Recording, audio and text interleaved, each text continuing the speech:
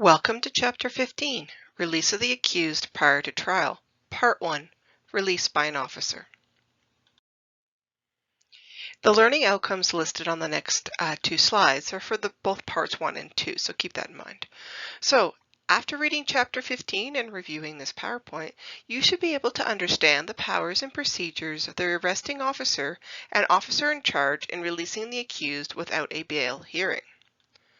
Second, you should be able to describe the types of documentation required for the release of the accused by the police.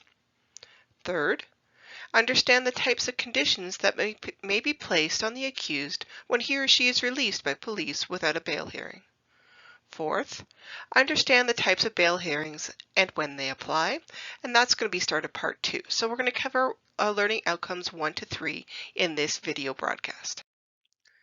5.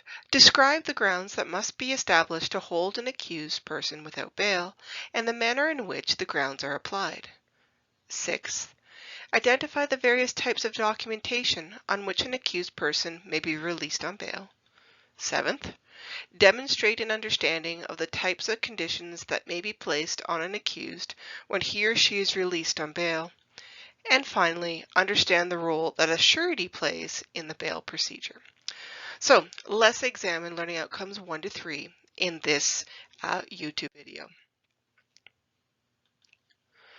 So remember the reason behind all of these rules and procedures and why the accused is released prior to trial goes back to Section 11D of the Charter of Rights and Freedoms.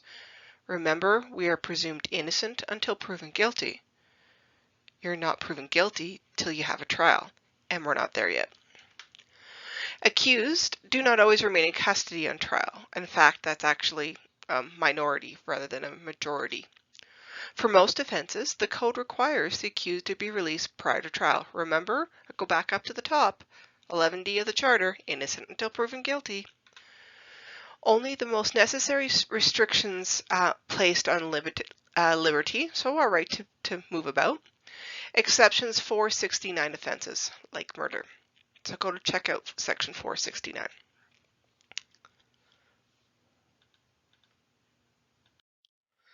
So, released by the arresting officer. Somebody's found doing something or is suspected of doing something, and why does the arresting officer not take them to the police station and make them appear before a judge the next morning? So Section 497(1, officers who arrest without a warrant. So remember, you arrest without a warrant often when somebody's found committing an offense or recently finished committing an offense. That is summary, so arrest without a warrant for a summary offense, so our less serious ones. A hybrid offense or an offense listed in Section 553 must release the accused on a summons or an appearance for notice. So keep in mind or see the emphasis on must release. 2 requirements for release. Not contrary to public interest. So public interest is defined on page 178 of your textbook, I believe. So if we take a quick look at page 178. Yes, so public interest defined on page 178 of your textbook. Things like establishing the identity of the accused, preservation of evidence, and so there's a couple other items listed on page 178.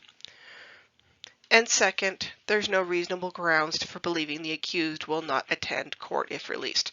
So the officer's fairly sure that they'll show up in court to deal with what they have been accused of.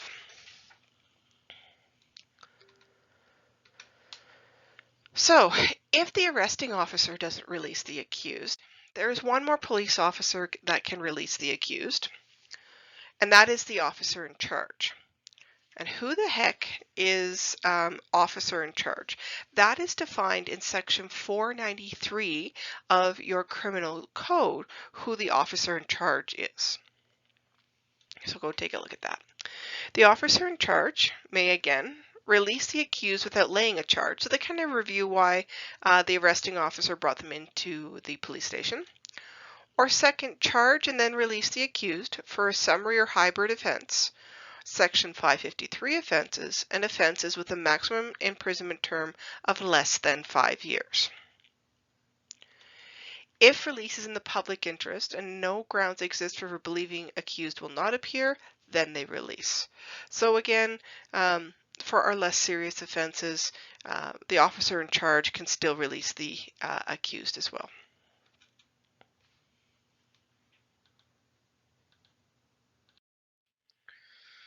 So, what actually happens when the arresting officer or officer in charge does actually release?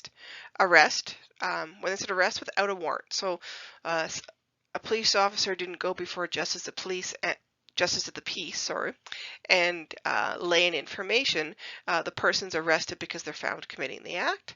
Accused may be released without any documentation or on a summons, appearance notice, promise to appear, Form 10, or recognizance, Form 11.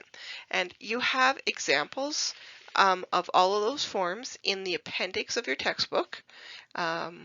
So we're looking for Form 10 and 11. So Form 10 is on page 418 and Form 11 is on page 419. So take a couple minutes to take a look at them just in terms of what information is in them. Penalties for failure to appear in court if the accused does not appear. And then the officer will relay the information after the release. If no grounds exist for laying a charge, documentation is canceled and the accused is notified. The Identification of Criminals Act authorizes photographs and fingerprinting for indictable offenses. Mind you, recall, if there was an indictable offense, the officer in charge or the arresting officer is not releasing anyway. So they're being held over to appear before a judge anyway.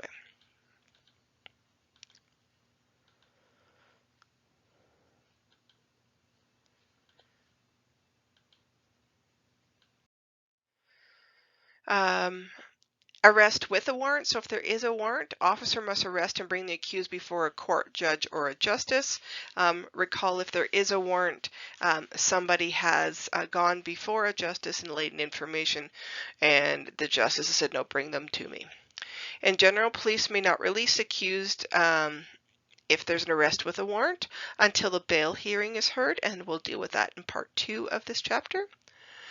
Exception, justice who issues the warrant may endorse it, authorizing the officer in charge to release the accused. Remember that, or take note, it's not available for Section 469 offenses. Section 499, process and documentation required to release accused pursuant to an endorsed warrant. And I'm guessing it doesn't happen very often. And it can deal with also include Form 11.1 undertakings. It is in the appendix of your textbook, and there are some more details regarding undertakings on page 170 of your textbook. This is the end of this current recording. Please check out part 2 for the remainder of this chapter.